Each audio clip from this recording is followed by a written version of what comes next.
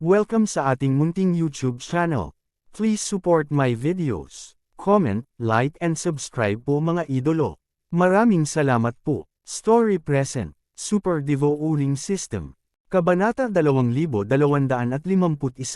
Muling pagpapakita ng organisasyon ng pagkawasak. Biglang naglaslas si Yezuan gamit ang isang espada, at 7 sinag ng liwanag ang sumugod patungo sa banal na hayop. At ang figure ni Yezuan ay tumalon din ng mataas, pinatay ang Divine Sword gamit ang kanyang kaliwang kamay, at binasag ang Mountain Martilyo gamit ang kanyang kanang kamay. Hindi ito ang katapusan, sa ilalim ng kontrol ng isip ni Yezuan, sa likod ni Yezuan, 5 maliliit na paghihigpit ang unang naisaaktibo, at sila ay sumugod patungo sa banal na hayop. Boom! Boom! Boom! 5 malalaking pagsabog ang tumunog, at kasabay nito, naroon ang tunog ng Divine Beast na matagumpay na nilaslas ng God-destroying slash. Kamatayan sa akin. Inilabas ni Yezuan ang 2 kamay, at agad na bumaba. Bomb! Ang Divine Beast ay direktang binasag ni Yezuan at lumipad palabas. Gayunpaman, hindi pa ito napatay, at isa rin itong Divine Beast ng high-level Profound God Realm, paanong napakadaling mamatay. Siyempre, dumating na ang kanyang wakas. Sinukob ng kamalayan ng espiritu. Ang mythical beast na ito ay nasugatan na ngayon, at sa biglaang espiritual na pag-atake, ang kanyang katawan ay bahagyang nanlamig, ngunit ito ay sandali lamang, at ang pag-atake ni Yezuan ay dumating muli. Boom! Hampasin ng martilyo. Natulala na naman ang mythical beast. Na-activate na pala ang stun effect ng Mountain Breaker.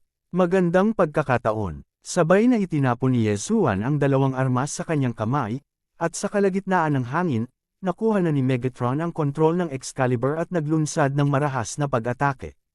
Siyempre, hindi magiging idle si Yezuan, at kasabay nito, inilunsad niya ang pagbabawal na naayos na.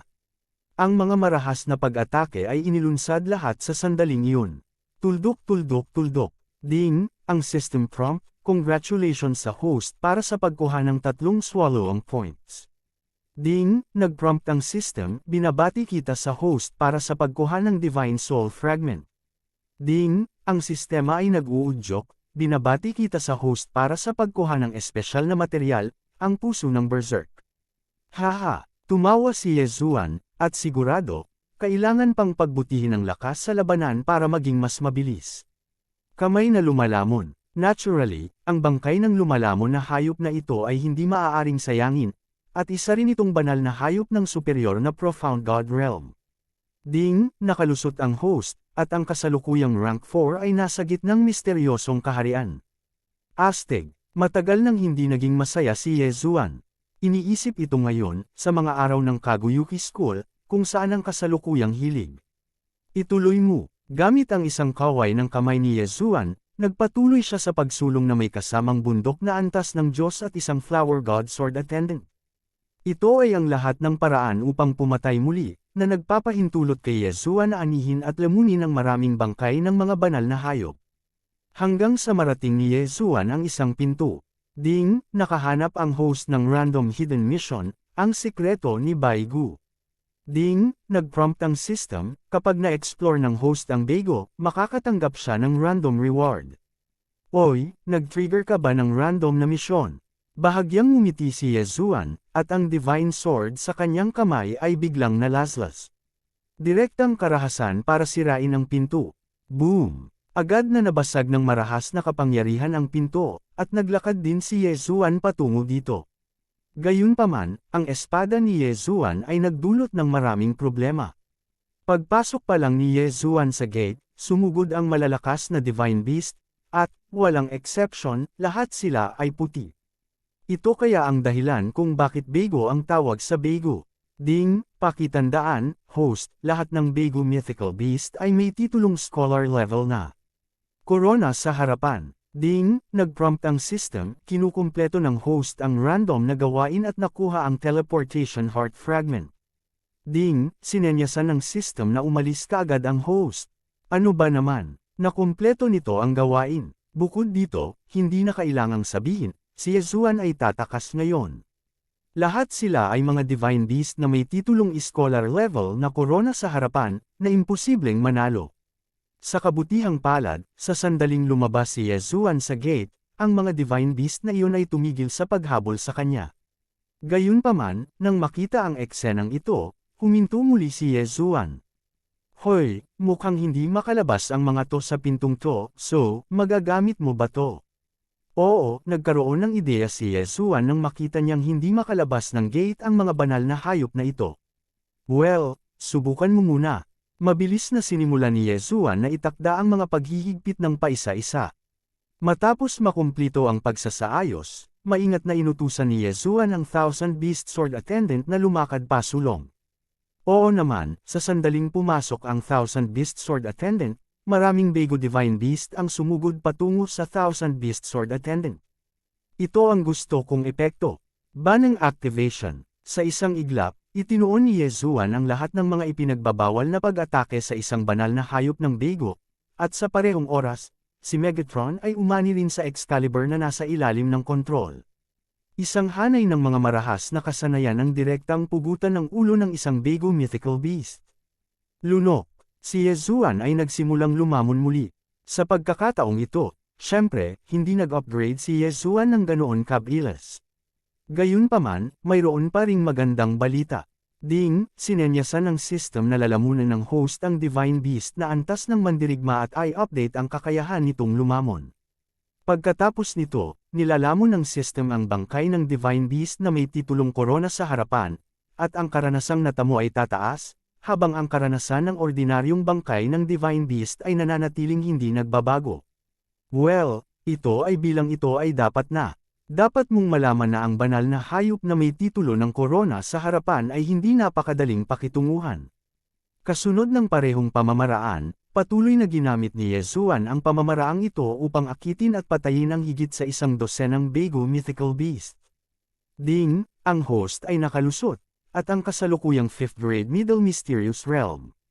Na-upgrade ulit, Aztec. Gayunpaman, nang magpapatuloy si Yezuan, narinig niya ang isang boses. Sino ang manggahas na maging mapangahas, hindi mo mahahanap ang kamatayan. Tuldok tuldok tuldok. Ding, system prompts, alerts, please leave the host immediately, please leave the host immediately. Ding, ang sistema ay nag-prompt na ang pamimilit ng Picture God Realm Powerhouse ay nakita. Ding, sinenyasan ng system na may nakitang miyembro ng Extermination Organization. Ano ba naman? Saan masyadong nagmamalasakit si Yezuan? Sa isang banda, inutusan niya ang Thousand Beast Sword Attendant at ang Flower God Sword Attendant na magmadali sa kanilang mga God-level mounts at 100 Flower Sword Attendant. Sa kabilang banda, ang mga figure ay sumabog muli at muli.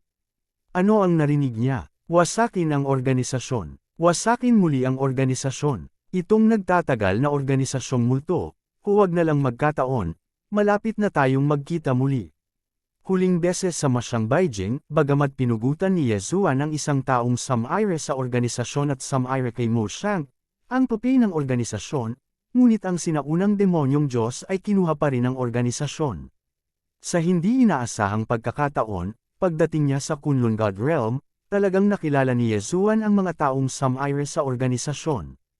Ito ay talagang haunted. Si Yezuan ay hindi nang ahas na huminto at nakatakas sa isang buntong hininga, na nakahinga ng maluwag. Malinaw, hindi nahanap ng taong iyon si Yezuan, kung hindi, maaaring maging miserable si Yezuan sa pagkakataong ito. Dapat mong malaman na ang pagsira sa mga organisasyon ay lubhang misteryoso, at kapag may pumasok sa kanilang teritoryo, tiyak na papatayin nila ang mga tao. Sistema, sa pagkakataong ito, si Yezuan ay napitad, na nagsasabi na ang random na gawain ay natapos na. Malinaw, ang pinakamalaking lihim dito ay ang sirain ang organisasyon. Si Yezuan ay hindi pupunta sa Bego sa maikling panahon, ngunit isinulat din niya na may mga taong sumisira sa organisasyon sa Bego, kaya hinding-hindi ito pababayaan ni Yezuan. Matapos huminto, napansin ni Yezuan ang dalawang espesyal na materyales na nakuha niya sa pagkakataong ito, ang puso ng kalupitan at puso ng teleportasyon. Hindi ko alam kung ano ang silbi ng dalawang bagay na ito. Brutal Heart, espesyal na item, ginamit para i-synthesize ang Brutal Swordsman, ang mga espesyal na kakayahan ng Brutal Swordsman, lumaban hanggang kamatayan. Kapag nagsimula na ang labanan, hindi nito tatapusin ang labanan nang hindi napatay ang target. Bukod dito, ang brutal na Esprimador ay may kakayahang lumaki, at ang tiyak na sitwasyon ng paglago ay hindi alam. Teleportation Heart, isang espesyal na item na maaaring gamitin upang mag-synthesize ng mga espesyal na kapangyarihang mahiwagang. Depende sa iba pang mga pantulong na materyales, ang mga espesyal na mahiwagang kapangyarihan ay magbabago din. Kabanata 2252 Rune Tribe. Bagamat simple ang pagpapakilala, alam na ni Yezuan na ang dalawang bagay na ito ay magagandang bagay. Isang Esprimador, isang supernatural na kapangyarihan. Sa totoo lang, kulang talaga si Yezuan ng Sword Attendant ngayon, lalo na ang uri ng Sword Attendant na makakahanap ng paraan para kay Yezuan. Dati sa 8th Heaven, mayroong isang invincible na Sword God clone upang tuklasin ang daan, ngunit pagkatapos umakyat sa 9th Heaven, ang system ay napunta sa stealth mode, at nagkaroon ng error. Ngayon bawat ekspedisyon, makakalabas lang si Yezuan ng personal, at ang talaan ng pagharap sa panganib ay mas malaki. Sa kasamaang palad, walang angkop na material, kaya walang pagpipilian si Yezuan. Ilagay ang dalawang espesyal na materyales. Tinawag ni Yezuan ang sistema. System, nasaan ang susunod na target? Ding, ang system ay nag-uudyok, ayon sa impormasyon na dati ng pinagkadalubhasaan ng host, ang pinakamahusay na pagpipilian para sa host sa kasalukuyan ay pumunta sa ethereal na lumulutang na isla. Ang ethereal na lumulutang na isla, noong nasa Wii School si Yezuan, nakarinig siya ng chismis. Sinasabing sa Kunlun God Realm, mayroong isang mahiwagang lahi. Ang mga Diyos ng lahi na ito ay walang tiyak na anyo, dahil sila mismo ay kabilang sa isang uri ng espiritual na mga Diyos.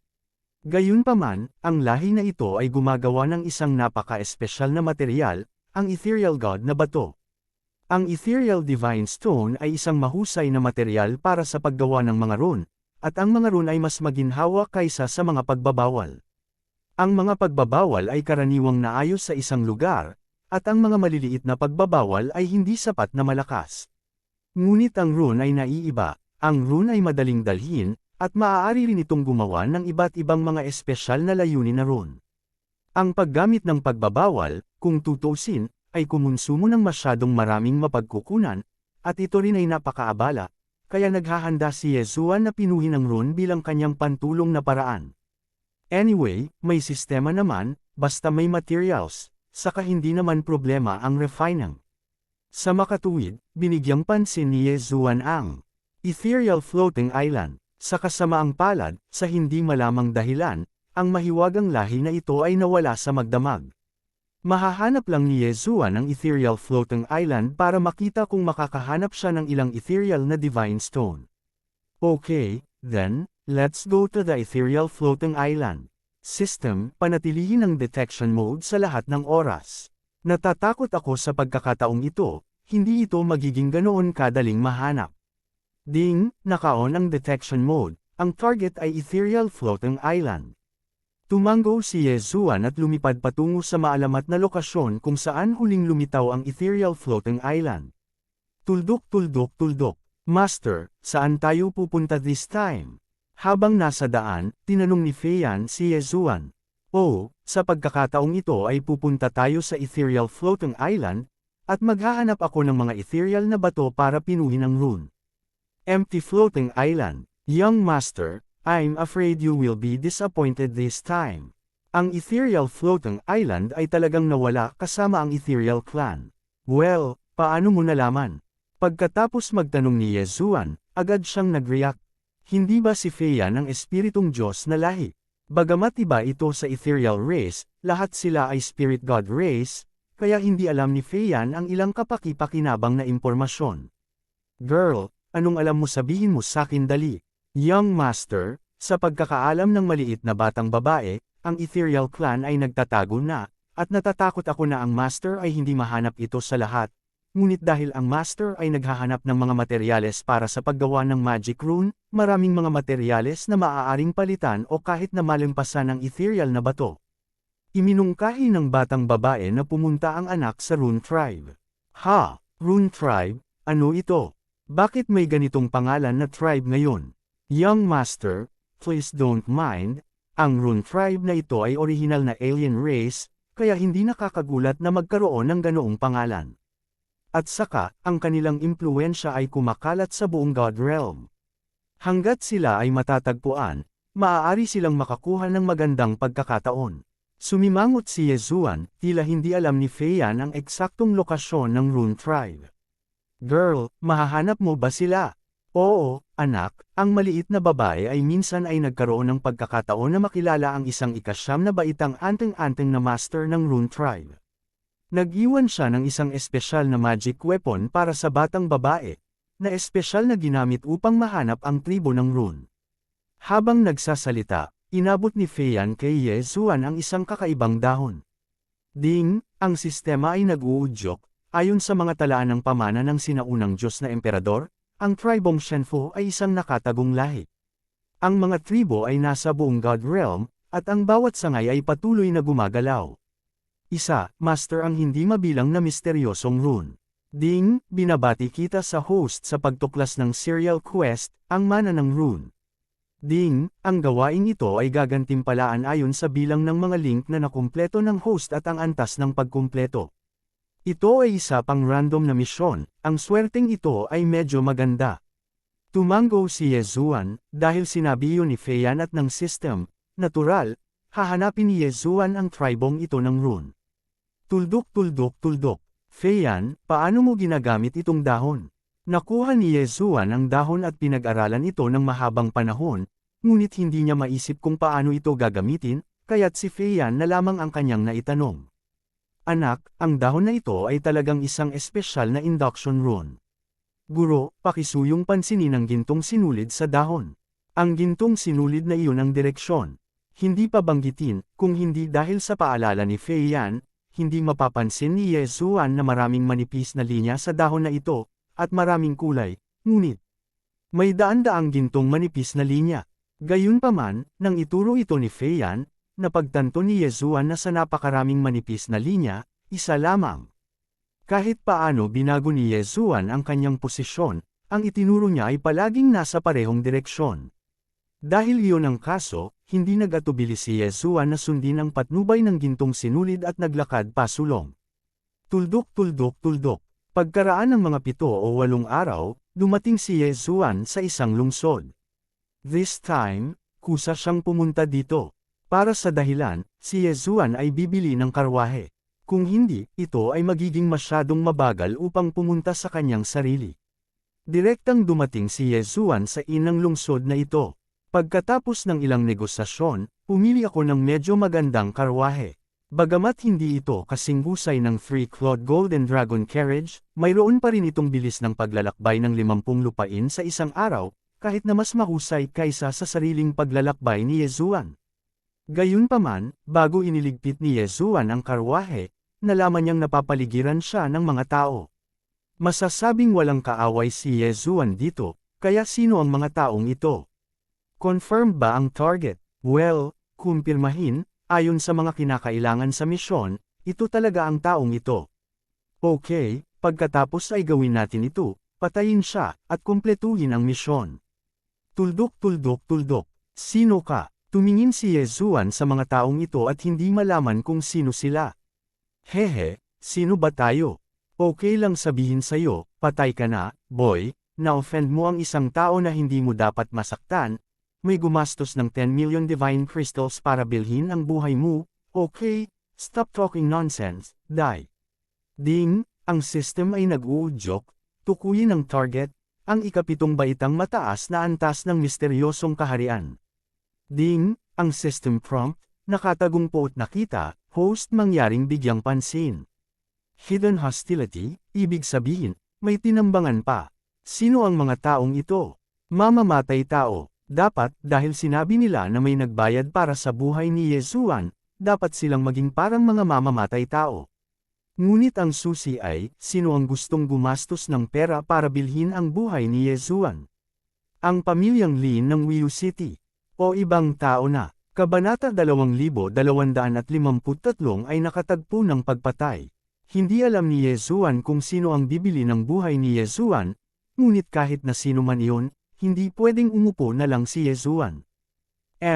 Kung gusto mo akong patayin, ikaw ba ang bahala? Ikaw, wala ka pang qualifications.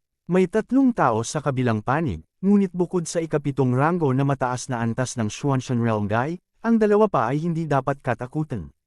Tungkol naman sa nakatagong pumatay, hindi masyadong mag-aalala si Ye Zuan tungkol dito. Ang ganitong uri ng mamamatay tao ay maaari lamang umasa sa mga palihim na pag-atake, at ang gusto niya ay isang nakamamatay na suntok. Ngunit sa pagkakaroon ng sistema, halos imposibleng makalusot kay Ye Zuan.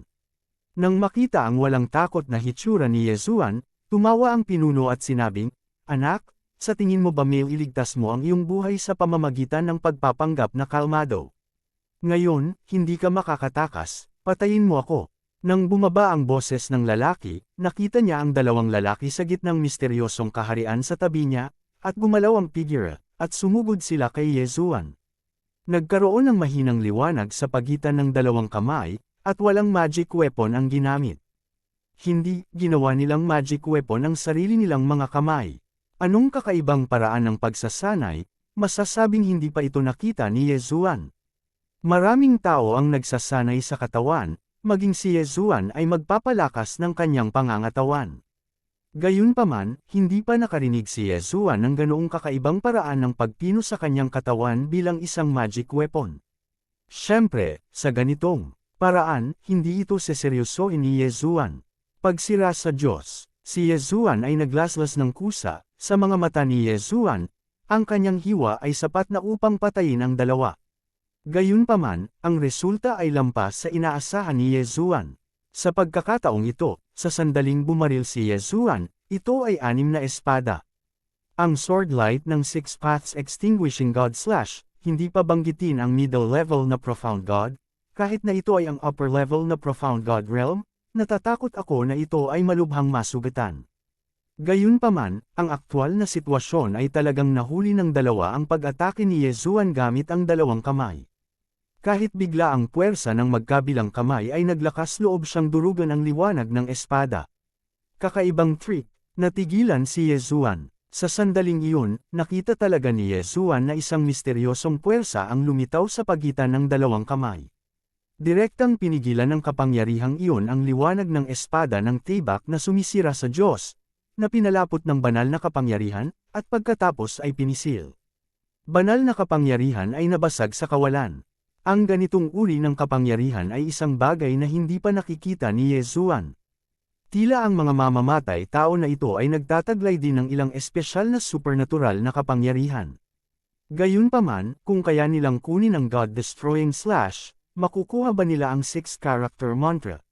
Mamatay. Tumingin si Ye Zuan sa 2 at walang pakialam na sinabi. Na-activate ang kapangyarihan ni Zuan Ao, at isang misteryosong kapangyarihan na tanging si Ye Zuan lang ang nakakaramdam ng biglang sumugod sa 2 lalaki.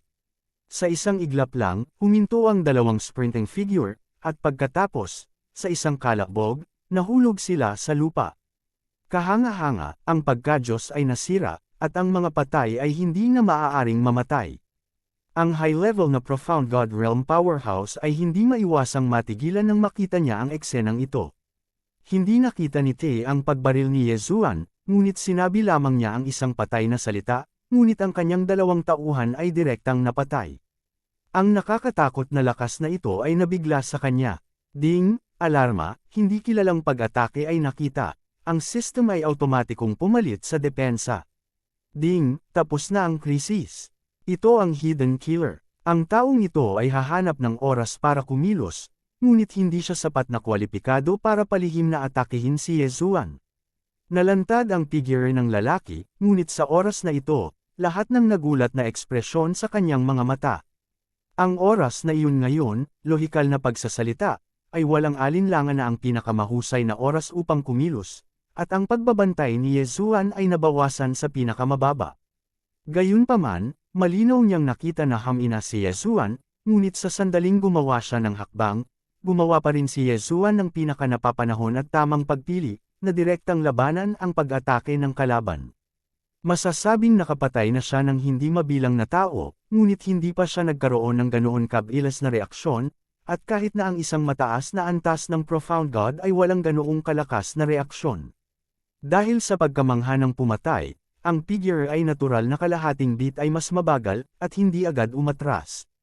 Gayunpaman, dahil lamang sa siya ay nalilito ay hindi nangangahulugan na si Yezuan ay malilito rin. Dare to attack me, you are courting death. Megatron, patayin mo siya para sa akin. Kasunod ng utos ni Yezuan, direktang kinokontrol ni Megatron ang Excalibur at biglang sumugod palabas. Path! Ang pumatay ay hindi na nagkaroon ng oras upang mag-react, at tinusok ng Sword of Divine Slaughter. Nabasag agad ang Godhead at unti-unting nawalan ng malay. Face-to-face meeting lang. Sa apat na pumatay, mayroong 3 sa ilalim ng pseudonyms. May isip ng isang tao ang pagkabigla sa puso ng mga natitirang pumatay sa mataas na antas ng Profound God Realm.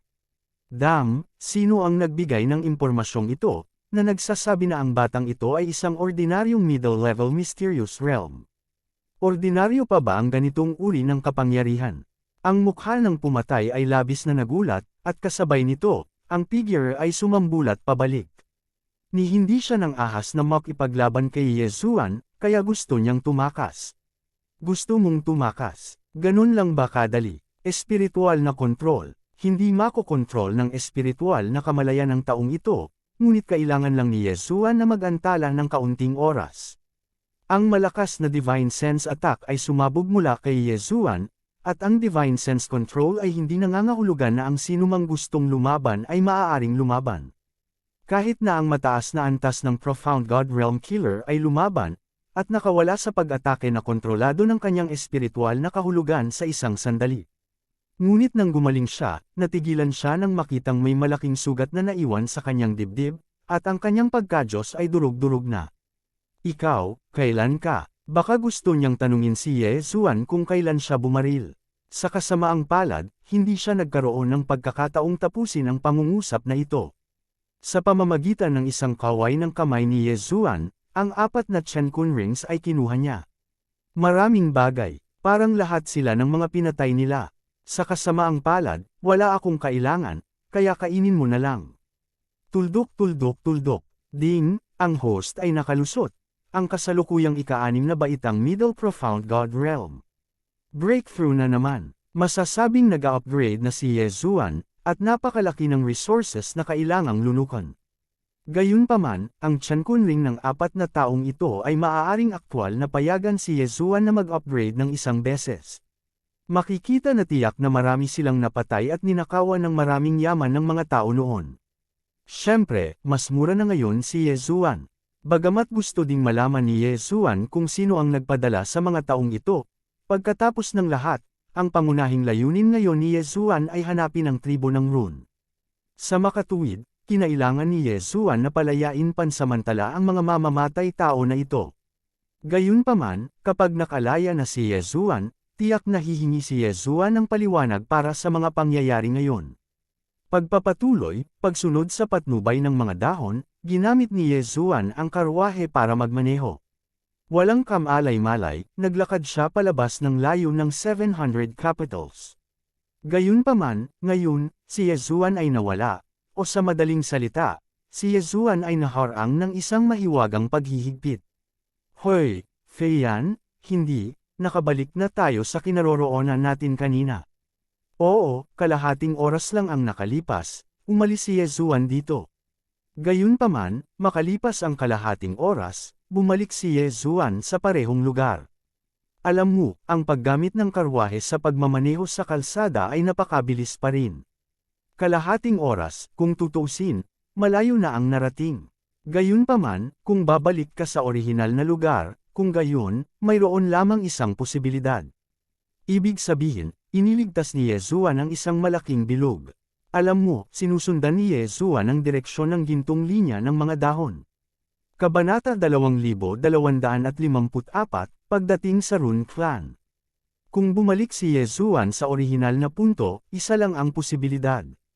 Ang gintong linya sa dahon ay hindi tumuturo sa maling direksyon, ngunit patuloy na tumuturo sa isang punto.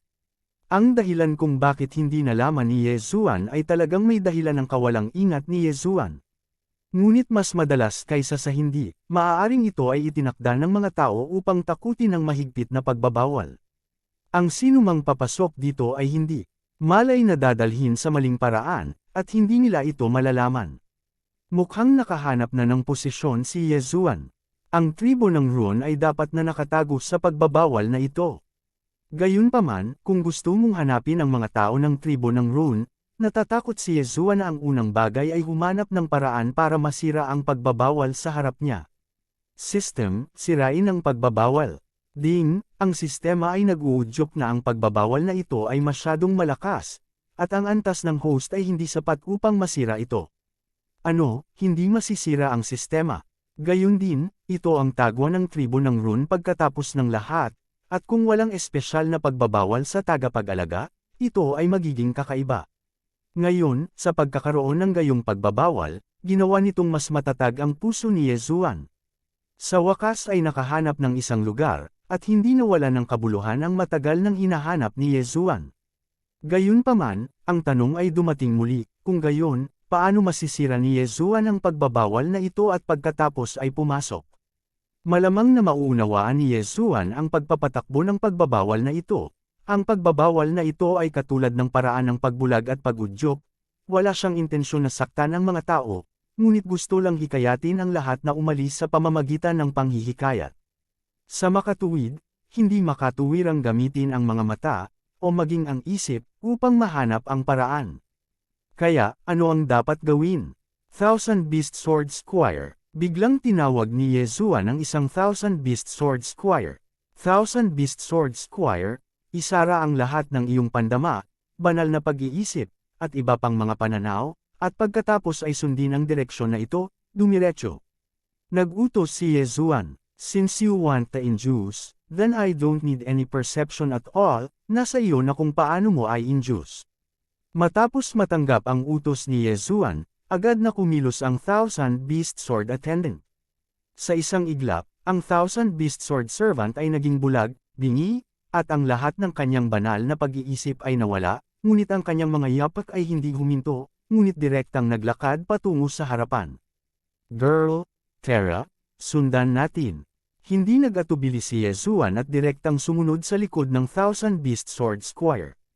Pagkaraan ng ilang sandali, sigurado, ang rutang tinatahak ng Thousand Beast Sword Attendant ay nagbago mula sa tuwid na linya sa mga mata ni Yezuan.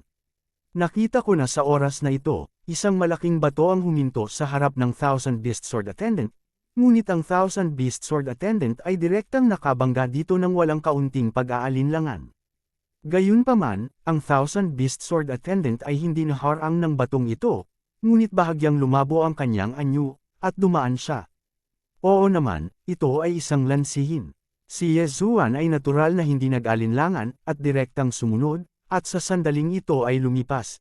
Ang eksena ay agad na nagbago, at lahat ng uri ng kakaibang mga eksena ay lumitaw ng hindi maipaliwanag, kung minsan ito ay isang dagat ng apoy na purgatorio, kung minsan ito ay kulog at kidlat, at kung minsan ito ay isang banal na hayop.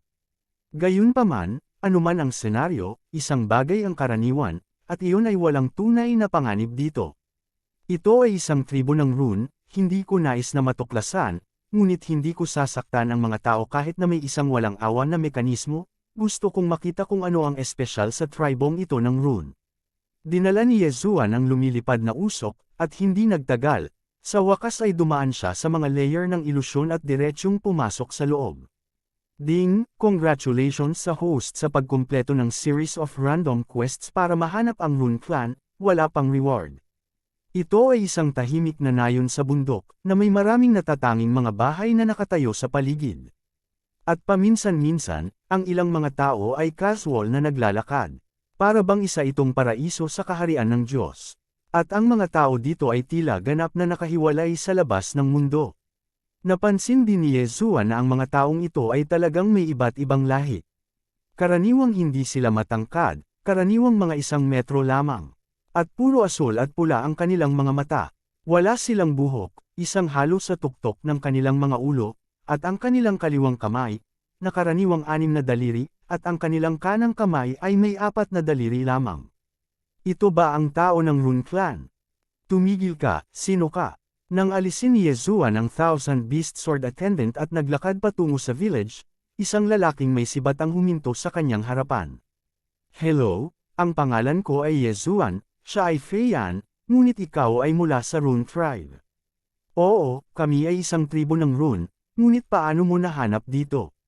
Yan ang gamit natin. Inilabas ni Yezuan ang dahon, dahil ang dahon na ito ay ibinigay ng mga tao ng Rune Tribe, dapat din itong simbolo ng katayuan. Hoy, yung mga dahon ng Rune Divine Free, guest pala, please come with me. Oo nga, nang makita niya ang mga dahon, isang ngiti ang lumitaw sa mukha ng lalaki, at kasabay nito, mas magalang siya kay Yezuan. Napakabihirang nito, mahigit 100,000 taon nang walang bisitang bisita ang ating tribo. Gusto kong ipaalam kaagad kay Elder Fuye, tiyak na matutuwa siya. Dinala ng lalaki si Yezuan sa nayon, at pagkatapos ipakilala ang mga pagkakakilanlan ni Yezuan at ng iba pa sa lahat, umalis siya kaagad. Nang marinig na dumating si Yezuan na may dalang mga dahon ng Rune Divine Tree, ang mga taong ito ng Rune Clan ay mukhang masigasig. At maraming mga teenager at mga babae ang nagtipon sa paligid ni Yezuan at nagtanong tungkol sa mga bagay sa labas. Ang mga taong ito ay hindi kailanman umalis sa tribo. Maging ang bawat migrasyon ay nasa isang ilusyon, kumbaga, kung anong uri ng mundo ang nasa labas, hindi nila alam. Seryoso, walang alam si Yezuan. Ngunit matyaga pa rin niyang ipinaliwanag sa kanila ang maaaring malaman ni Yezuan. Maya-maya, may dumating na isang matandang lalaki. Elder Fuye. Ang lahat ng mga taga-nayon ay magalang na sumaludo kay Elder Fuye. Ding, ang system ay nag-uudyok. Ang itinalagang target na kaharian ay masyadong mataas para matukoy. Ito ay talagang isang napakalakas. Hindi ito ma-detect ng system, kaya pinatutunayan nito na ang taong ito ay malamang na isang super existence ng main god realm. Si Yezuan ay natural na hindi nang ahas na maging mapangahas. Agad siyang tumayo at magalang na sinabi, Senior Yezuan, nakita ko si Elder Fuye. Hehe, okay. Ang tribo natin ay matagal nang hindi nakakapunta dito. Ang ating tribo ay hindi kailanman nakikipag-ugnayan sa labas ng mundo, at hindi tayo magbebenta ng mga rune, ngunit hindi ko inaasahan na ikaw talaga ang may gabay ng Rune Divine Tree. Tiningnan muna ng matanda ang mga dahon sa kamay ni Yezuan, bagamat napakasaya niyang sinabi. Makikita na labis silang nag-aalala tungkol sa dahon sa kamay ni Yezuan, kahit na hindi alam ni Yezuan kung para saan ang bagay na ito. Ngunit ang sigurado, ang daong ito ay hindi isang simpleng bagay.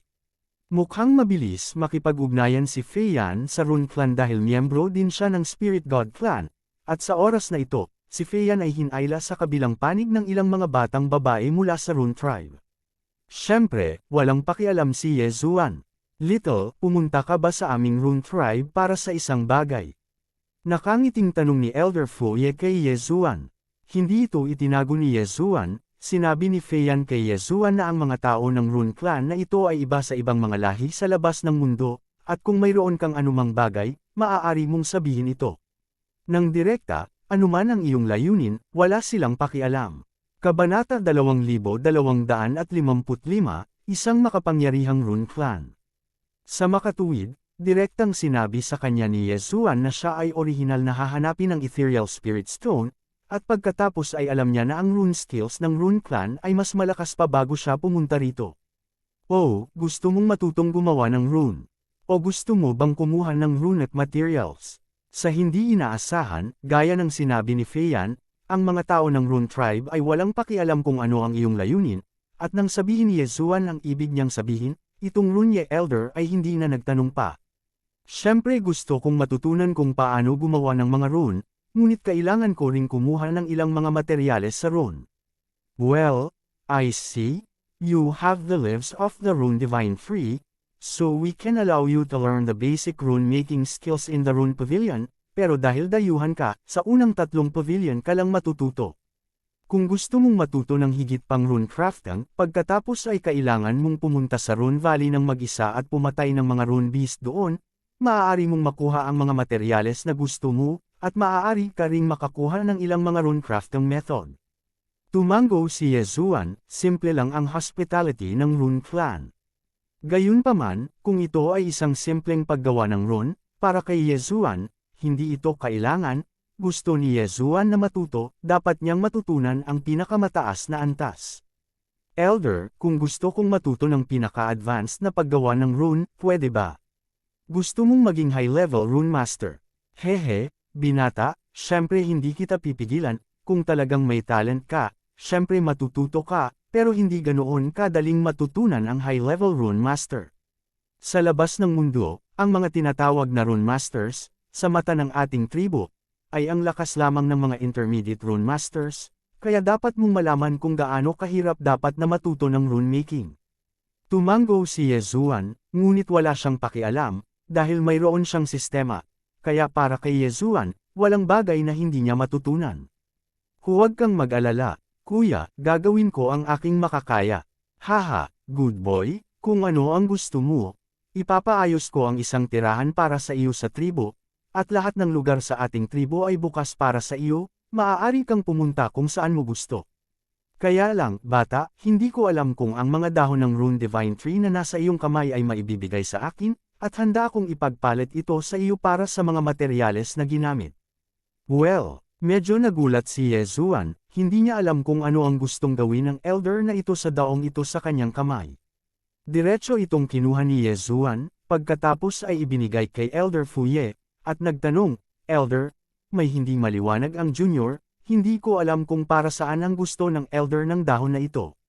Panipi, haha, Farron boy, hindi ka mula sa aking Divine Rune Clan, hindi ka taka-taka na hindi malaman, mayroon lamang isang Rune Divine Tree sa buong Divine Realm, ito ang natal na Divine Tree ng ating Divine Rune Clan, at ang mga dahon nito ay palaging 1,000 piraso lamang, kung pipili ka ng isang piraso, pagkatapos ay aabutin ng 70 milyong taon upang lumaki ang isang puno ng rune na ito. Sabihin mo sa akin kung ang Diyos ay may mahalagang dahon.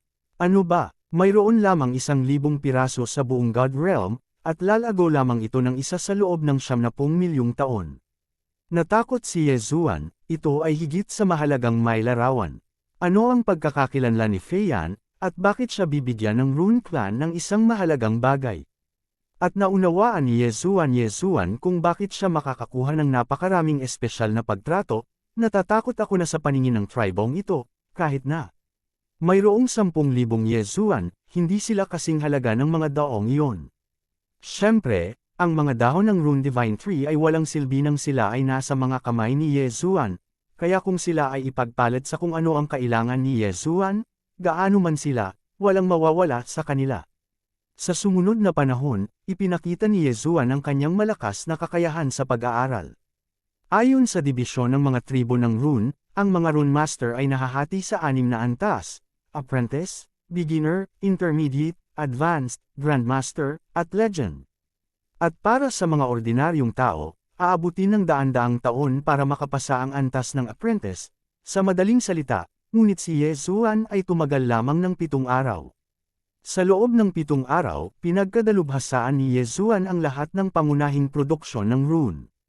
Hayaang tingnan siya ng buong tribo ng Rune na parang isang halimaw.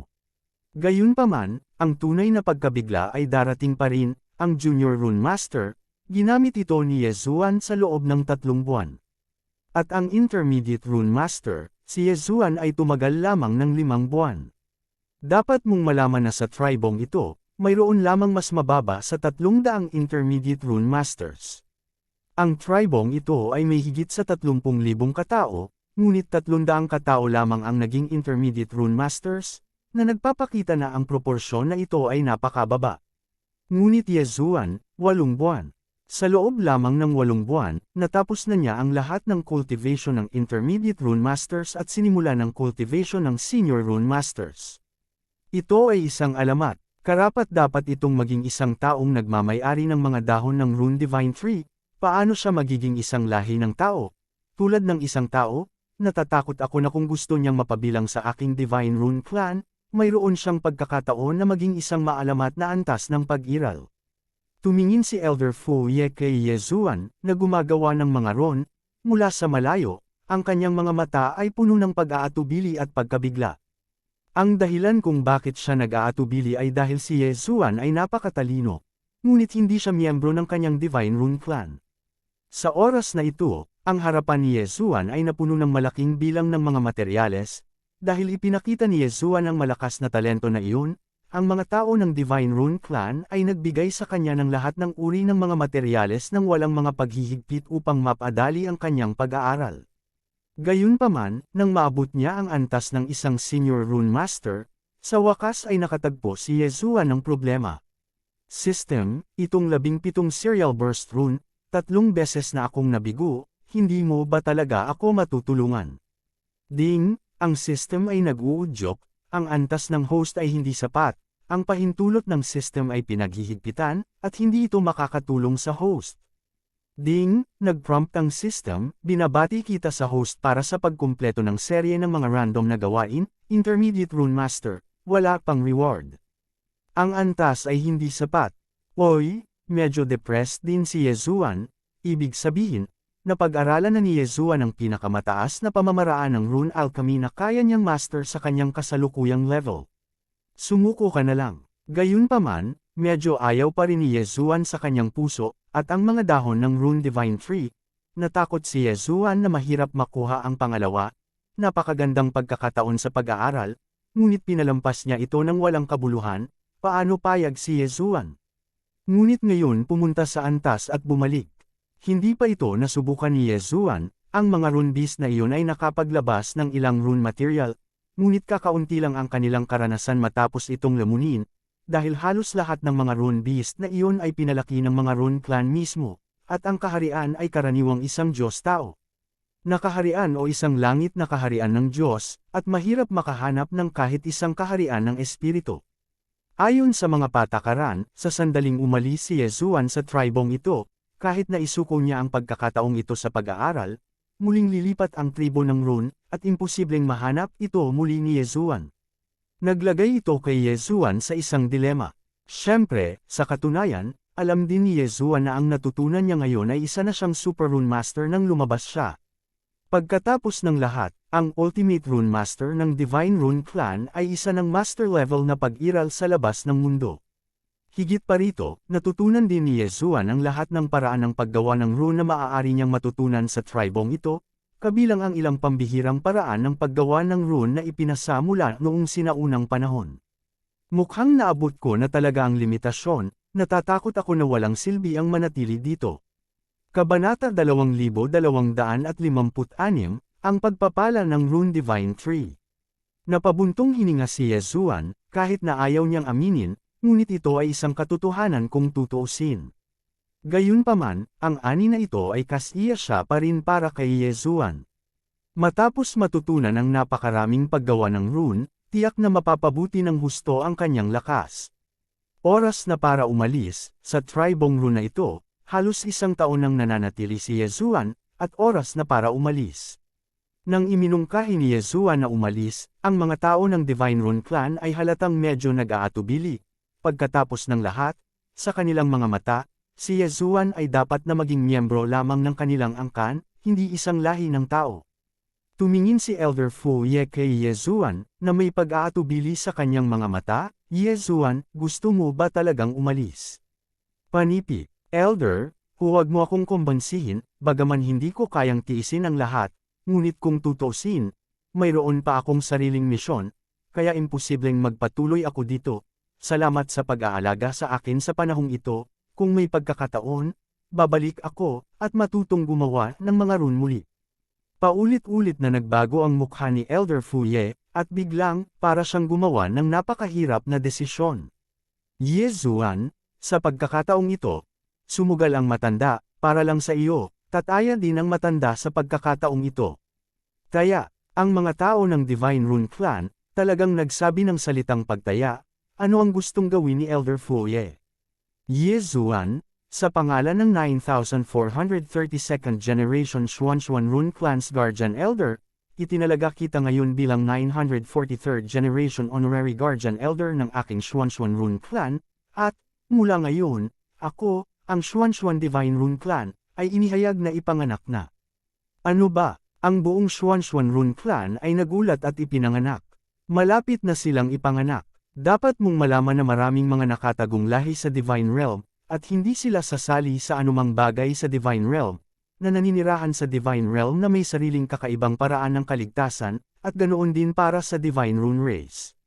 Gayunpaman, ang bawat tribo ng Rune Clan ay may sariling karapatan na pumili. Kung itatago o ipanganak, bawat tribo ay may sariling pagpipilian. Ang kondisyon para sa kapanganakan ng Rune Clan ay ang kanilang Guardian Elder ay makikilala ng Rune Divine Tree. Ang Fuye Elder ng Xuanxuan Divine Rune Clan ay talagang nagsusugal. Hindi pa nakaka-recover si Yezuan mula sa pagkabigla, ngunit narinig niyang nagpatuloy si Elder Fuye.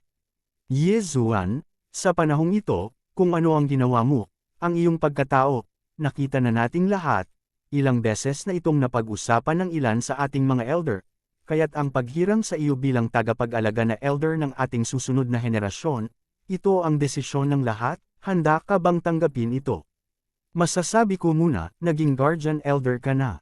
Namin, hindi lang ito nakakabuti, kundi kailangan mo ring pangalagaan ang ating tribo sa lahat ng oras. Kung hindi ay mapaparusahan ka ng Rune Divine Tree, kailangan mong mag-isip ng mabuti bago gumawa ng desisyon. Ding, ang system ay nag-uudyok, binabati kita sa host para sa pagkumpleto ng isang serye ng mga random na gawain, ang pagkilala sa Rune Tribe, walang gantimpala sa ngayon. Nagsimulang mag-isip si Yezuan sa kanyang puso, sa panlabas, tila pabigat ito kay Yezuan, kapag pumayag na siya, kailangan niyang pangalagaan ang Rune Clan na ito. Pero ano, dahil ang Divine Rune Clan ay handang magtiwala sa kanila, Yezuan, anong dahilan para hindi sila maniwala? Okay, Elder, ipinapangako ko sa iyo, handa akong protektahan ang lahat, at handa akong isama ang lahat sa akin. Boom! Biglang bumagsak ang isang makulay na liwanag mula sa langit. Isang hindi maihahambing na misteryosong pormasayon ang namuo sa gitna ng hangin, at mula sa lahat ng direksyon, hindi mabilang na mga sinag ng liwanag ang nagtagpo sa pormasayon na iyon, at pagkatapos ay bumuhos sa katawan ni Yezuan mula sa itaas ng pormasayon. Pag-aproba ng Rune Divine Tree. Haha, Yezuan, mabilis na hinigop ang kapangyarihan ng Rune na ito, nakilala ka ng Rune God Tree. Mukhang mas excited pa si Elder Fuye kaysa kay Yezuan, at talagang napaungol siya ng malakas doon. Sa oras na ito, narinig din ni Yezuan ang prompt ng system. Ding, ang system ay nag-uudyok, binabati kita sa host para sa pagkumpleto ng isang serye ng mga random na gawain, ang pagkilala sa Rune Divine Tree, walang gantimpala sa ngayon. Ding, nag-prompt ang system, na-detect ang blessing ng Rune Divine Tree, at automatikong tinatanggap ito ng system. Ding, ang system ay nag-uudyok, ang antas ng host ay patuloy na tumataas. Ding, ang sistema ay nag-uudyok, ang host bloodline ay patuloy na lumalakas. Ding, ang sistema ay nag-uudyok, ang host na banal na pag-iisip ay patuloy na pinalalakas. Ding, ang sistema ay nag-uudyok, ang sistema ay patuloy na inaayos. Ding, nag-uudyok ang system, ang Rune Divine Tree ay nagbibigay ng isang espesyal na pagpapala, at nilalamon ng host ang espasyo at inaayos ang lahat. Ding, ang sistema ay nag-uudyok, ang Rune Divine Tree ay nagbibigay ng isang espesyal na pagpapala, at ang host ay nilalamon ang espasyo at nag-iiwan ng isang binhi ng Rune Divine Tree. Ding, ang system ay nag-uudyok, ayon sa kontrata sa Rune Divine Tree, ang sistema ay gagamit ng maraming mapagkukunan upang linangin ang mga buto ng Rune Divine Tree sa hinaharap, mangyaring tanungin ang host kung ito ay pinapayagan. Sa oras na ito, natulala na si Yezuan, saan niya iisipin na napakaraming benepisyo ang makukuha, lalo pa na ang Rune Divine Tree ay talagang kailangang gumawa ng kontrata sa kanya. Siyempre, kahit ang isang tanga ay naiintindihan na ito ay isang magandang bagay, kung siya Yezuan ay tumanggi, siya ay hindi kasing husay ng isang tanga. Pumayag, pinayagang gumawa ng kontrata. Ding, pinahintulutan ng host, matagumpay na natapos ang kontrata, at pagkatapos nito, kalahati ng karanasang nilamon ng host ay lalaan sa paglilinang ng mga buto ng Rune God. Ding, ang Rune Divine Tree ay nagbibigay sa host ng isang espesyal na pagkakakilanlan, at ang host ay tumatanggap ng isang espesyal na titulo, ang Guardian Saint ng Rune Clan. Ding, ang espesyal na titulo ng host ay nagbibigay ng reward sa host rune crafting technique ng isang level, at siya ay kasalukuyang senior rune maker. Ding, ayon sa kontrata, binibigyan ng Rune Divine Tree ang host ng 10 ancient ancestral runes para gawin ang pamamaraan, at automatikong tinatanggap ito ng system. Ding, ayon sa kontrata, binibigyan ng Rune Divine Tree ang host ng isang espesyal na item, isang doppelganger ng 10 ancient ancestral runes. Ang Clone Ancestral Talisman, magagamit ng host ang Clone Ancestral Talisman upang agad na lumikha ng 10,000 clone na eksaktong kapareho ng level ng lakas ng host, at malaman ito. At saka, ang Ancestral Talisman na ito ay isang beses lang magagamit. Ding, ang pagpapala ng Rune Divine Tree ay tapos na, ang host level ay tumigil sa pagtaas, ang kasalukuyang antas, ang 9 grades ay nasa Zuan God Realm. Sa isang hininga, ilang level na ang na-promote mo. Ang hindi inaasahang kagalakan na ito ay nabigla lamang kay Yezuan nang hindi masabi. Gayunpaman, sa napakaraming benepisyo, maaari mo ba talagang kunin ang mga ito nang walang kabuluhan? Parang hindi. Ding, nag-uudyok ang system, pakitandaan na ang host ay pumirma ng kontrata sa Rune Divine Tree, at mula ngayon, hindi lamang ang Xuanxuan Tribe, kundi pati na rin ang kaligtasan ng lahat ng Rune Clans ay paprotektahan ng host. Kasabay nito, sa kaso ng mga espesyal na pangyayari, pipilitin ng system ang host na ay teleport sa lugar kung saan ito kinakailangan sa pamamagitan ng isang kontrata. Sa wakas ay sinabi ng huling prompt ng system ang presyo ng pagpirma ng kontrata sa Rune Divine Tree, ibig sabihin, si Yezuan ay mapapatali sa Rune Clan sa hinaharap, at nakahanap siya ng pasanin para sa kanyang sarili na pasanin sa kanyang likod. Siyempre, ang pasanin na ito ay talagang hindi mabigat para kay Yezuan, dahil ang Devouring Space ay may binhi ng Rune Divine Tree, kaya malaking bagay na dalhin ang Rune Clan sa Devouring Space. Gayunpaman, hanggat mayroong Rune Divine Tree, ito ay magiging pareho saan man sila manatili. Gayunpaman, ito ay masasabi lamang sa ibang pagkakataon, ang lakas ng Rune Clan ay hindi mahina. Sabihin na lang natin na sa harap niya, ang rune na ito na Ye Great Elder ay marahil ang paglilinang ng pangunahing Diyos na kaharian, kung talagang kunin siya ni Yezuan, kahit na wala siyang ginagawa, ang lumalamon na espasyo ay masisira. Kabanata 2257, ang tagapangalaga na Elder ng Rune Clan. Sa makatuwid, ang ganitong uri ng pag-iisip ay maaari lamang batay sa katotohanan na ang lakas ni Yezuan ay higit pa sa buong Divine Rune Clan. Ngunit anuman ang mangyari, sa pagkakataong ito, kumita ng malaking pera si Yezuan. Gayunpaman, may isa pang punto na lubos na pinagtataka ni Yezuan, iyon ay, ang serye ng mga random na gawain. Si Yezuan ay ngayon, hindi ba ito itinuturing na nakuha niya ang mana ng Rune Clan, bakit hindi pa nagbibigay ng pahiwatig ang system? System, the task of the Rune Clan inheritance, hindi ko pa ba natapos? Ding, ang sistema ay nag-uudyok, ang gawaing ito ay isinasagawa pa rin. Patuloy pa rin, bahagyang kumunat ang noo ni Yezuan. Gayunpaman, sa oras na ito, hinailan ng talakayan ng lahat si Yezuan pabalik sa realidad. Ang pagpapala ng Rune Divine Tree, hindi ko inaasahan na makukuha ni Yezuan ang basbas ng Rune Divine Tree, siya ang taong kinikilala ng Rune Divine Tree. Great, it's great. Makakalabas tayo kasama si Yezuan in the future, haha, great, makakapunta na rin ako sa wakas at makita ang outside world. Isa-isa, ang mga taga-Xuanxuan ay labis na nasasabik. Gayunpaman, malakas na sumigaw si Elder Fu Ye. Tumahimik kayong lahat, nakita nyo rin na hindi sapat ang ating Guardian Elder ngayon, natatakot ako na kailangan pa nating ipagpatuloy ang paglipat, kaya't gawin natin ito. Sa pagkakataong ito, magpapadala ang ating angkan ng 10 mandirigma at Guardian Elder na magkasama. Si Yezuan ay bahagyang hindi nakaimik, ang kanyang lakas ay mabilis na bumuti, ngunit ito ay tinatawag pa ring hindi sapat, ngunit walang paraan, na nagsabing si Yezuan ay nasa Zuan God Realm lamang. Ngayon, nang marinig na 10 tao lamang ang maaaring lumabas, ang mga kabataan ng Xuanxuan Clan ay nasa sabik, at lahat sila ay naghihintay para sa pagpili. Lumingon si Elder Fu Ye kay Yezuan at sinabing, Elder Yezuan, natatakot akong hindi ka makaalis ngayon, maghintay ng ilang araw, hintayin ang 10 kabataang mapili mula sa angkan, at dadalhin mo sila para magkaroon ng mahabang karanasan. Ngunit, Elder Yezuan, kailangan mong disiplinahin silang mabuti pagkatapos mong ilabas sila, at hindi mo maaaring hayaang ipahiya ng mga lalaking ito si Rune Clan ng ating banal. Panipi, well, okay. Then I'll wait for a few days, singers na lang magayos. Elder Yezuan, Guardian Elder na tayong lahat ngayon, hindi mo ako matatawag na senior, di ba miyembro ka rin ng Rune Clan ngayon, tawagin mo lang akong Uncle Fu Ye. Okay, Uncle Foye. Si Yezuan ay nasa napakagandang mood ngayon, sa pagkakataong ito, pagkatapos umani ng napakaraming benepisyo, ano ang hindi niya nasisiyahan?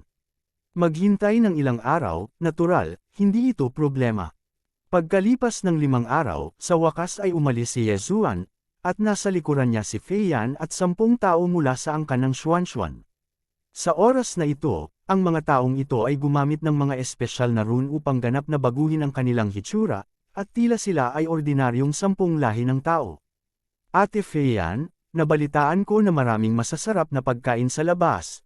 Sa pagkakataong ito kapag lumabas ka, kailangan mo akong ihatid para kumain ng masasarap na pagkain. Sister Fei Yan, narinig ko na ang sangkatauhan ay napakatuso at malupit, totoo ba? Isang grupo ng maliliit na lalaki ang nagtipon sa paligid ng Fei Yan at nagtanong. Ngunit nagsimulang mag-isip si Yezuan kung paano ayusin ang mga ito.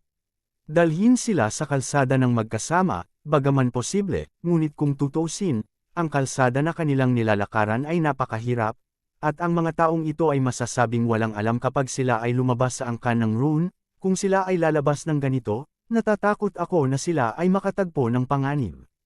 Pagkatapos ng lahat, ang kaligtasan ng mga taong ito ay responsibilidad din ni Yezuan. Bilang huling paraan, maaari lamang kunin ni Yezuan ang sulat ng rekomendasyon na ibinigay sa kanya ni Auntie Mi sa simula. Marahil, ang pag-aayos sa mga taong ito sa paaralan ay ang pinakamahusay na pagpipilian.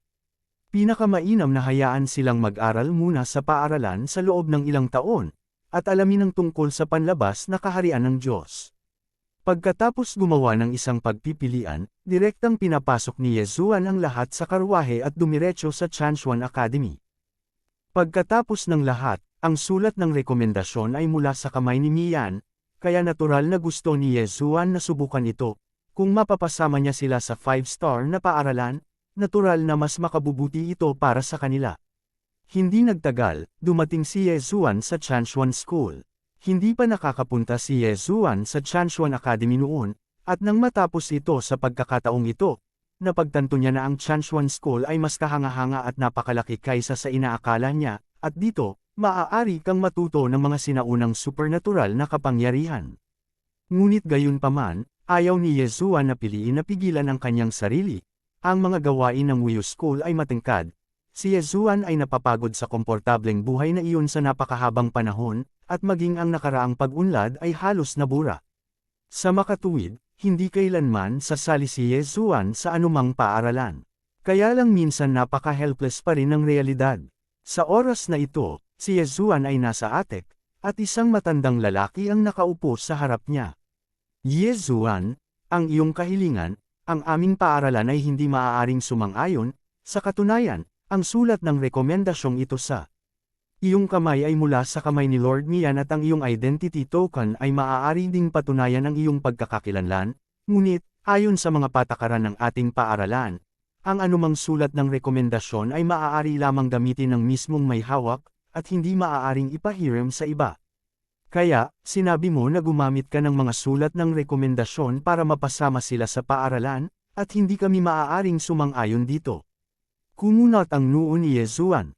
Noong siya ay nasa Wuyu School, hindi niya ito masyadong pinapansin, basta't payag siya, maaari siyang sumali kung ibibigay niya ang Divine Crystal, at pagdating niya sa Xuanxuan School na ito, bakit ang dami niyang rules? Dapat suriin ang pagkakakilanlan, huwag isipin ang pagpasok kung hindi mo ito inirerekomenda, at kailangan pang masuri.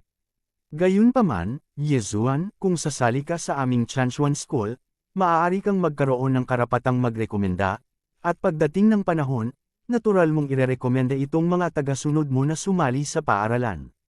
Biglang nagbago ang tono ng matanda, at gusto niya talagang sumali si Yezuan sa Xuanxuan School. Mabuting tao, kaya ba na marami siyang nakuha para lang mapasali si Yezuan sa Xuanxuan School? Kung ganoon nga, hindi ba't ito ay masyadong kahabaan? Sumimangot si Yezuan, ayaw niyang manatili sa paaralan.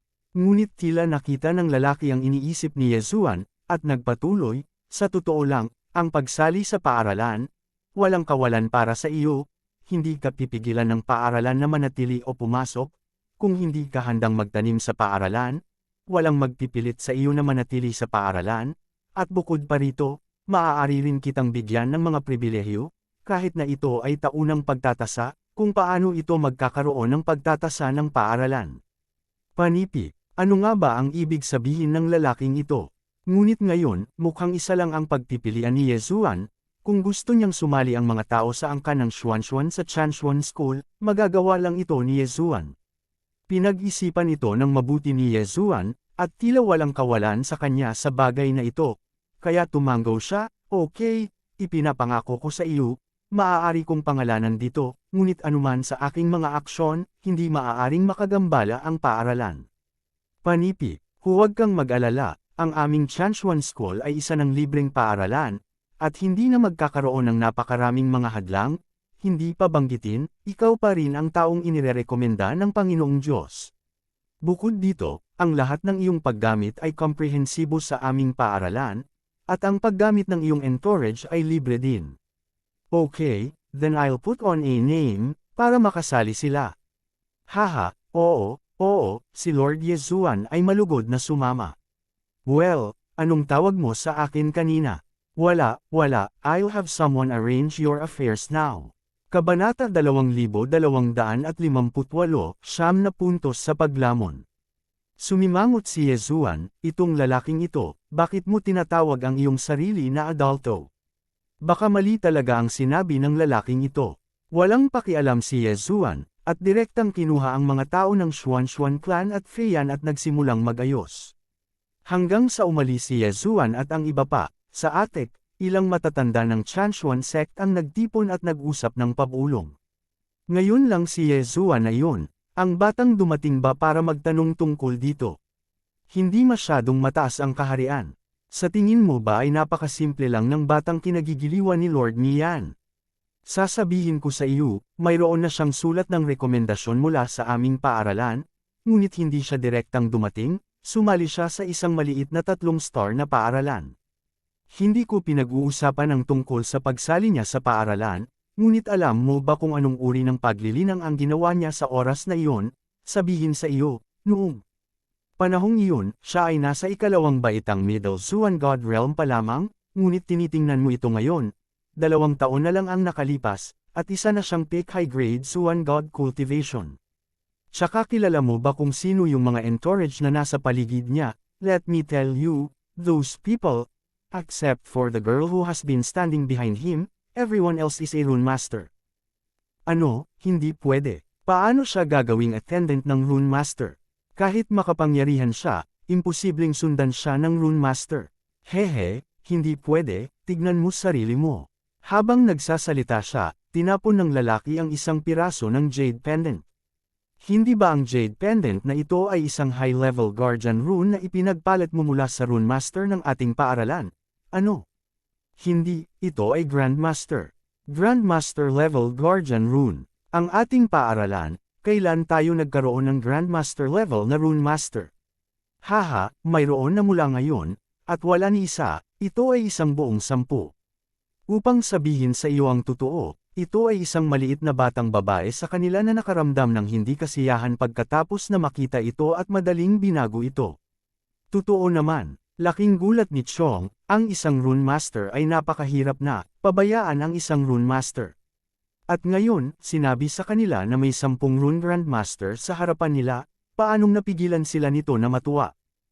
Siyempre, hindi alam ni Yezuan kung ano ang pinag-uusapan ng mga taong ito, ngunit nakita pa rin ni Yezuan ang pagkilos ng batang babae sa pagbabago ng Jade Anteng-Anteng, ngunit si Yezuan ay hindi handang alagaan.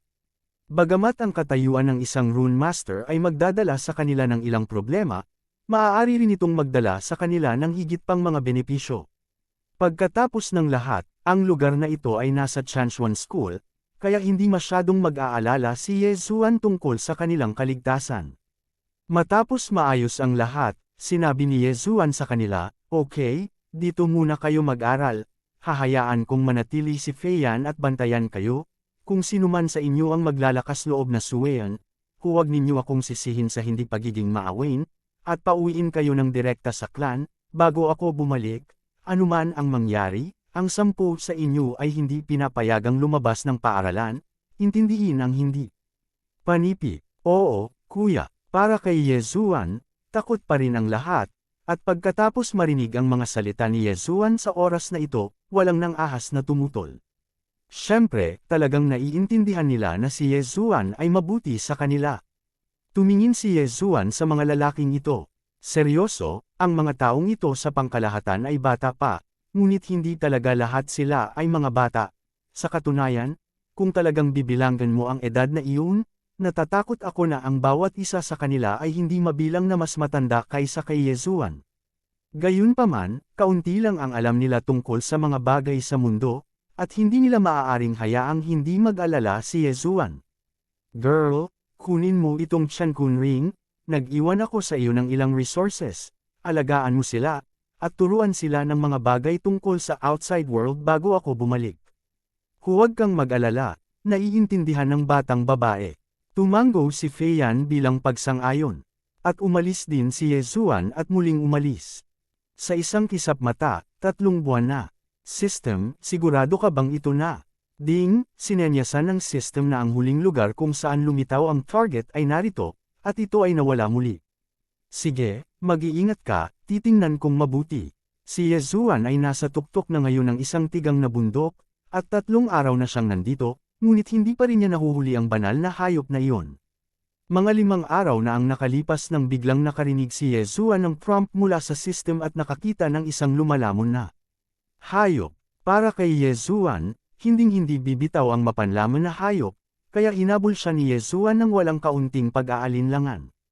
Gayunpaman, ang mapanlaman na hayop na ito ay malinaw na isa pang espesyal na lumamon na hayop. Bagamat patuloy na inaayos ni Yezuan ang mga pagbabawal at gumawa ng ilang exploration rune, hindi niya mahuli ang taong ito. Alam ko na ako ay nasa tigang na bundok na ito, ngunit hindi pa nakikita ni Yezuan kung ano ang hitsura ng lumalamon na hayop na ito hanggang ngayon. Kung hindi dahil sa ilang senadoryas ng system, natatakot ako na maisip ni Yezuan na nawala ang kanyang target. Biglang tumunog muli ang system prompt. Ding, nag-prompt ang system, lumilitaw ang target. Kasabay ng udyok ng system, nakita din ito ni Yezuan, at ito ang unang pagkakataon na nakita niya kung ano ang hitsura ng lumalamon na hayop.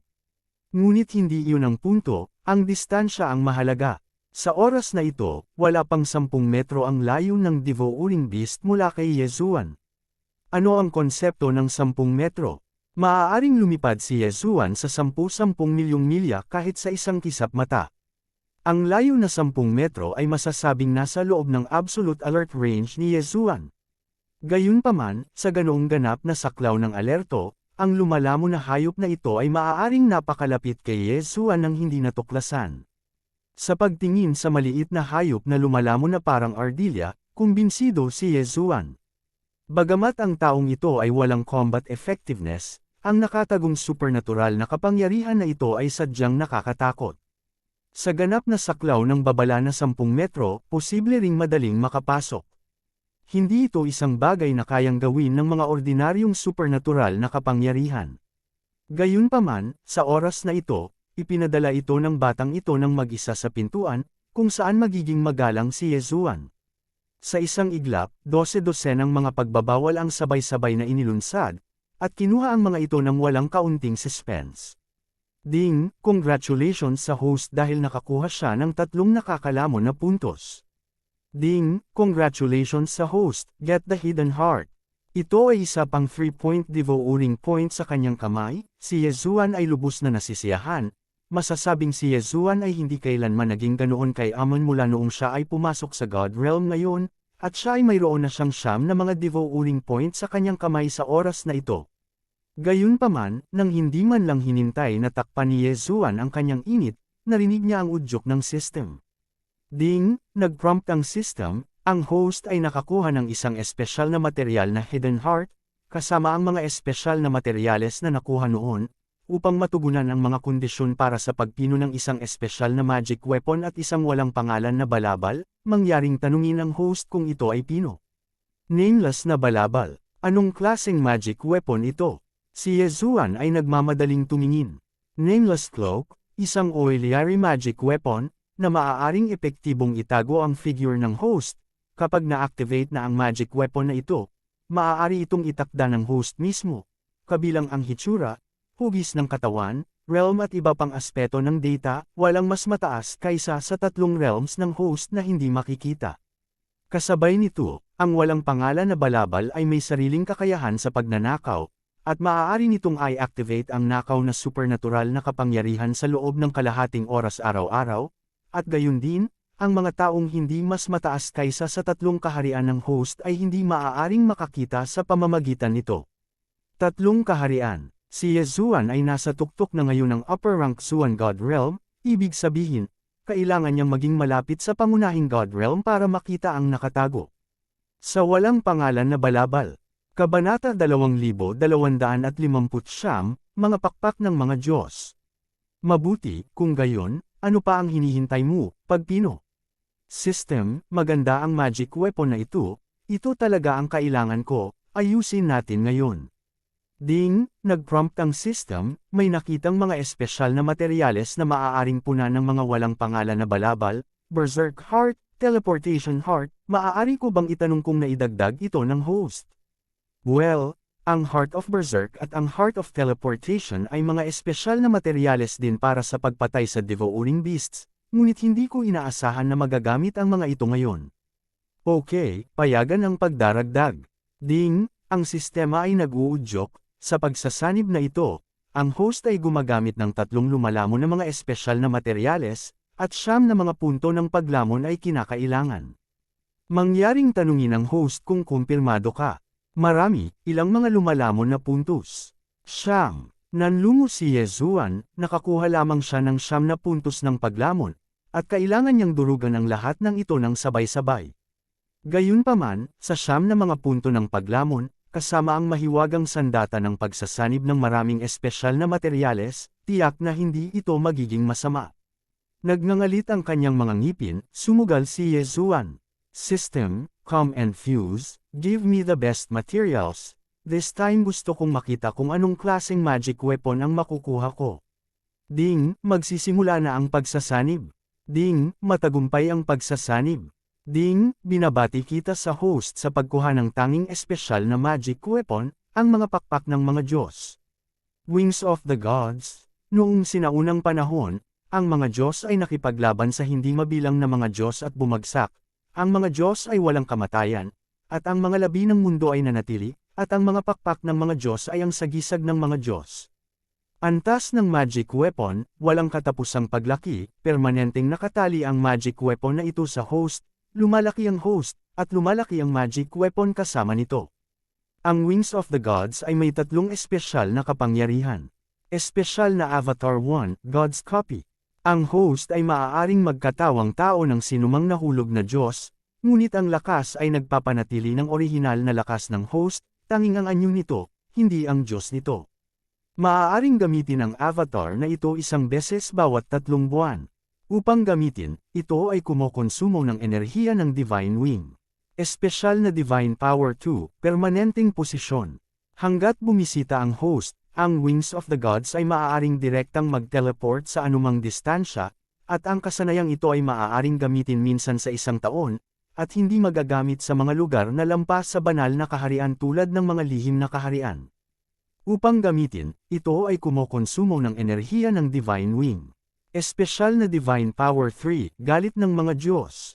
Ang host ay maaaring magpakawala ng kapangyarihan ng pag-condensate ng mga pakpak ng mga Diyos upang maglunsad ng isang ganap na malakas na pag-atake. Ang pag-atake na ito, kung ginamit ng isang tao, ay maaaring sumambulat ng hanggang sa 10,000 beses sa normal na pag-atake ng crit effect ng host, at kung ito ay ginagamit sa isang grupo, maaari itong umatake ng 10,000 mga target sa parehong oras. Maaaring gamitin ang kasanayang ito isang beses sa 1 taon. Upang gamitin, ito ay kumokonsumo ng enerhiya ng Divine Wing. Ang Divine Wing Energy, ang natatanging enerhiya ng Wings of the Gods, ay ang pagkakatawang tao ng Fallen Divine Thoughts. Ang Wings of the Gods ay sumisipsip ng enerhiya na ito anumang oras, at sa parehong oras, ang host ay magkakaroon ng pagkakataon na makuha ito kung papatayin niya ang malakas sa itaas ng pangunahing God Realm. Ang Wings of the Gods ay kasalukuyang nakakapag-imbak ng 100% ng enerhiya ng Divine Wings, at kung ang halaga ng imbakan ay pinalawak, ang mga espesyal na item ay kinakailangan upang palakasin ito. Ding, sinenyasan ng system na ang host ay kasalukuyang mayroong 5% ng enerhiya ng Divine Wing. Mabuti, malakas. Masasabing ang Wings of the Gods na ito ay maaaring ituring na pinakamalakas na magic weapon ni Yezuan, na mas malakas pa kaysa sa Divine Sword. Ang God Slayer ng Divine Sword ay sasabog ng 10 ulit na pag-atake, ngunit itong Wings of the Gods ay sasabog ng 10,000 beses. Sa buong 10,000 beses na lakas ng pag-atake, hindi ba't kahit na si Yezuan ay nahaharap ngayon sa isang sobrang pag-iral ng pangunahing Diyos na kaharian, magkakaroon siya ng kumpiyansa na magsalita. Siyempre, ang bagay na ito ay may mahabang cooldown at napakadepende sa enerhiya ng Divine Wings. Pero ano, ang ganitong kayamanan ay dapat gamitin sa isang kurot, sino ang magiging idol at idol para gamitin ito para pumatay ng mga ordinaryong kaaway? Sa makatuwid, si Yezuan ay lubos na nasisiyahan sa pagsasanib na ito. Masasabing sa pamamagitan lamang ng siyam na paglalamon at ilang espesyal na materyales, nagawa niyang pagsamahin ang mga pakpak ng mga Diyos, at si Yezuan ay kumita lamang ng malaking pera. Mabuti. Tatlong sunod-sunod na magagandang salita ang sinabi ni Yezuan, masasabing maaari itong ituring na isang pambihirang bagay para kay Yezuan. Sa pagtingin sa parang ardilya na lumalamon na hayop, mahal na mahal ito ni Yezuan, hindi banggitin ang iba pa, binigyan niya si Yezuan ng napakalaking regalo, pagkatapos ay hindi siya hahayaan ni Yezuan na mamatay ng ganoon kadali.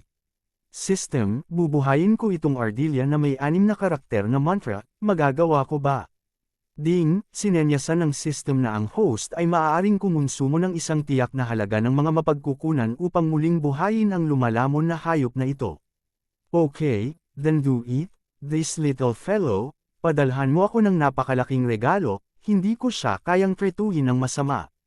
6 na karakter na mantra, hilaw.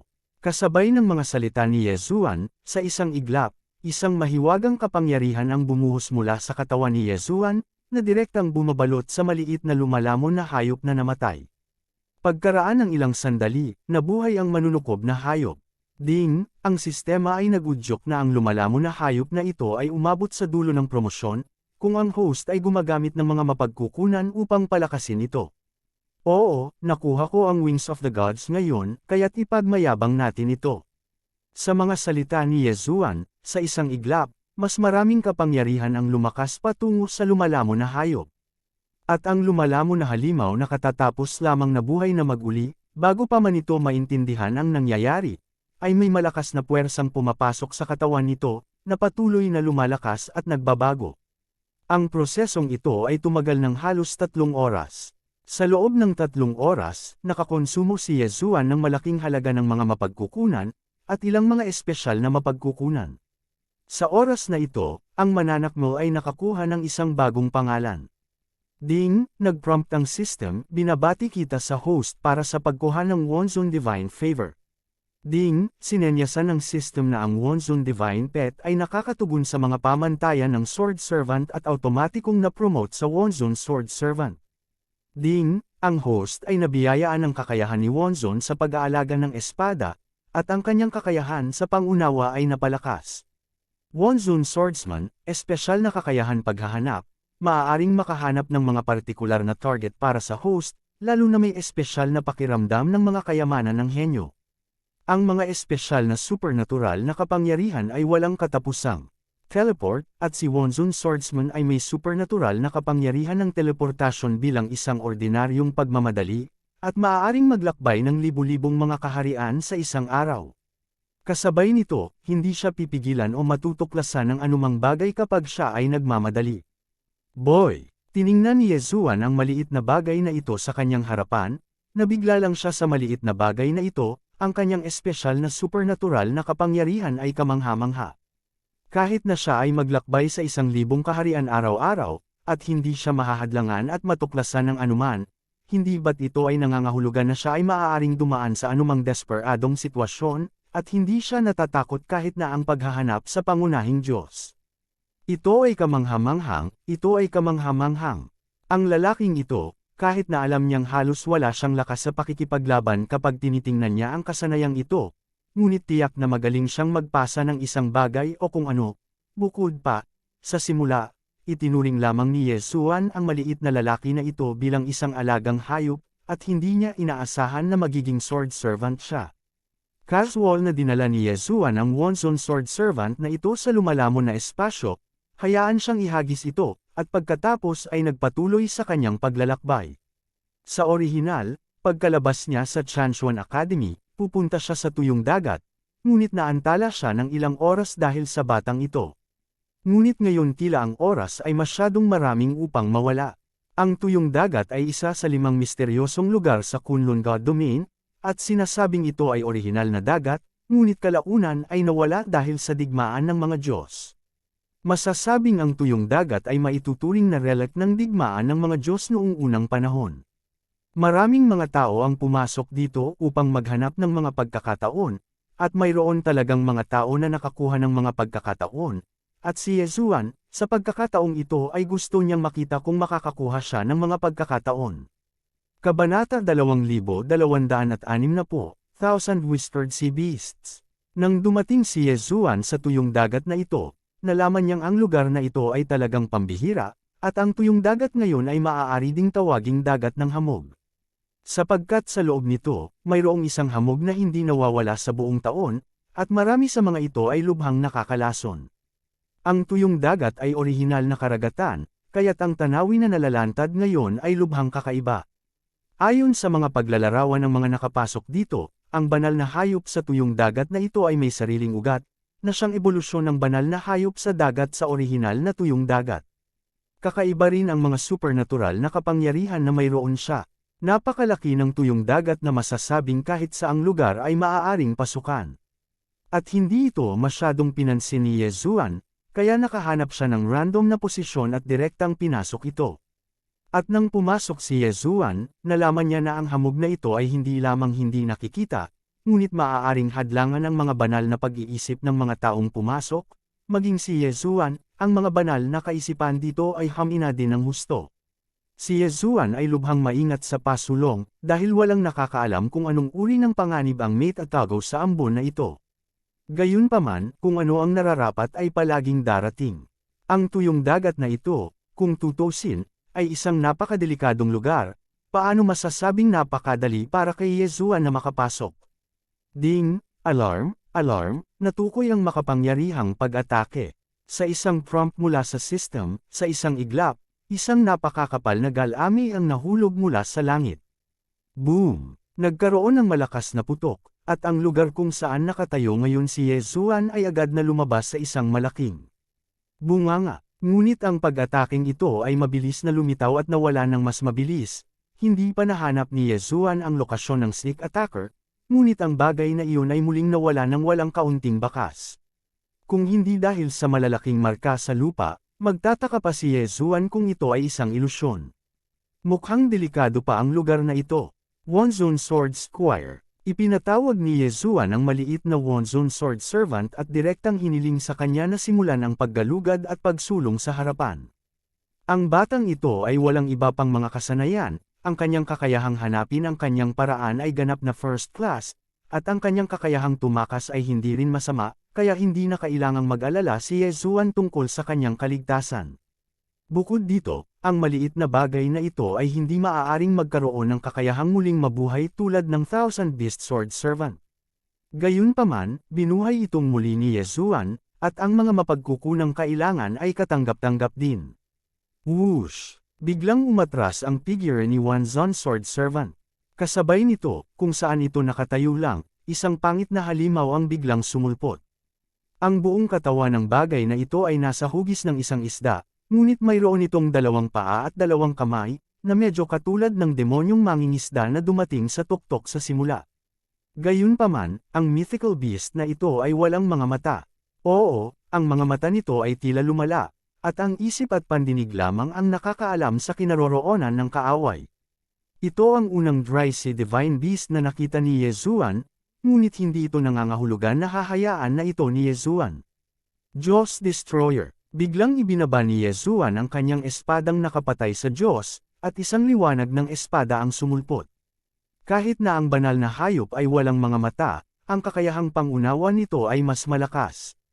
Halos sa sandaling kumilos si Yezuan, bigla siyang umiwas sa gilid. Ngunit paanong ang pag-atake ni Yezuan ay napakadaling iwasan. Biglang naghiwalay ang espada sa 7 landas, at direktang umatake sa 7 direksyon. Nahulaan na ni Yezuan na ang bagay na ito ay hindi madaling harapin, kaya kung saan siya aatake ng kaunti. Poof! Kahit na ang Divine Beast na ito ay talagang reflexive, hindi pa rin ito nakatakas sa pag-atake ni Yezuan sa huli.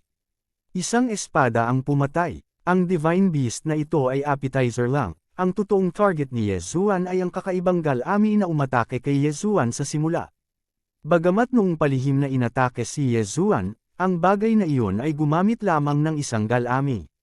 Ngunit alam ni Yezuan na ang lakas ng bagay na iyon ay hindi nangangahulugang simple, at least mayroon din itong cultivation ng True God Realm.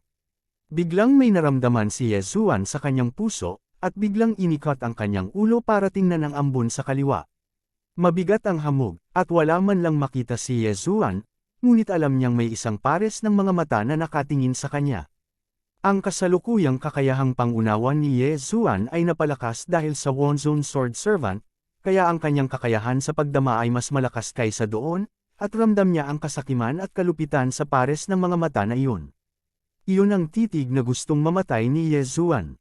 Biglang tumigas ang katawan ni Yezuan, at hindi niya namamalaya na huminto, at ang buong pagkatao niya ay tumigil na sa paggalaw.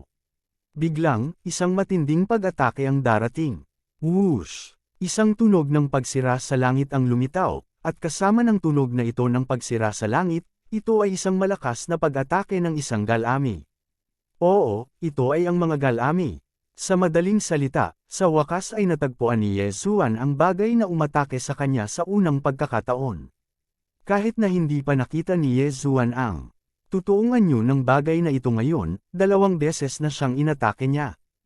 Ang bilis ng Gal-Ami na iyon ay napakabilis, at habang umaatake, direkta itong nag-trigger ng chain reaction. Sa pagkakataong ito ang pag-atake ay mas mabangis kaysa sa huli. Bukod dito, sa wakas ay naramdaman ni Yezuan ang espesyal na kapangyarihan ng banal na hayop na ito. Runes. Oo, mula sa pag-ataking ito, nakita ni Yezuan ang mga bakas ng Rune Divine Beast. Dahil sa pag-atake ng Gal-Ami na ito, nag-trigger ito ng Chain Rune Attack. Poof! Poof! Boom! Naramdaman ito ni Yezuan ng maaga, kaya nakatakas siya sa oras. Ngunit sa sandaling umalis siya, ang posisyon kung saan siya orihinal na nakatayo ay dumanas ng mapangwasak na pag-atake.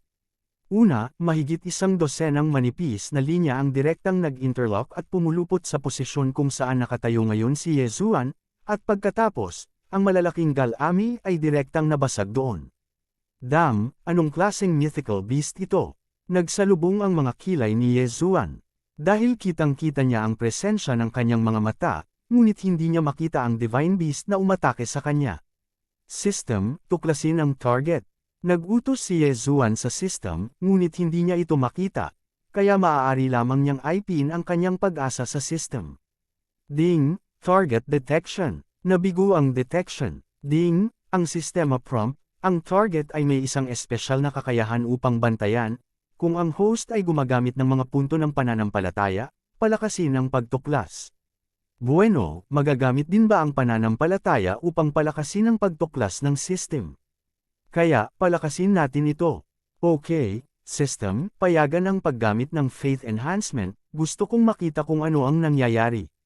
Ding, ang system ay nag-uudyok, ang pagpapahusay ng pagtuklas ay matagumpay, at ang target na pagtuklas ay matagumpay. Ding, italaga ang target, ang 1000 Whisper Sea Beast, ang 7-rank inferior True God Realm, espesyal na kakayahan, nakatago. Nagagawa ng 1000 Beard Sea Beast na itago ang sarili sa tulong ng nakapaligid na fog. Si Ding, 1000 Whisper Sea Beast Skills, 1000 Whispers Attack, 1000 Whisper Sea Beasts ay nabibilang sa uri ng pagpapadalisay ng mga Divine Beast, kaya lahat ng kanyang mga pag-atake ay nagmumula sa laman, at ang 1000 Tentacles ay nagbibigay sa kanya ng sapat na attack capital. Ding, 1000 Whisper Sea Beast Skills, Rune Mastery, 1000 Whisper Sea Beasts ay binigyan ng mahiwagang kapangyarihan, at malayang makakabisado ang ilang espesyal na paraan ng pag-atake ng rune bilang sarili nilang mga pantulong na paraan ng pag-atake. Tiningnan ni Yezuan ang data at bahagyang tumango, itong Thousand Whispers si Beast, bagamat tila hindi komplikado ang data, ngunit sa katunayan, natatakot ako na hindi ito madaling harapin. System, maaari mo bang alisin ang nakapaligid na fog?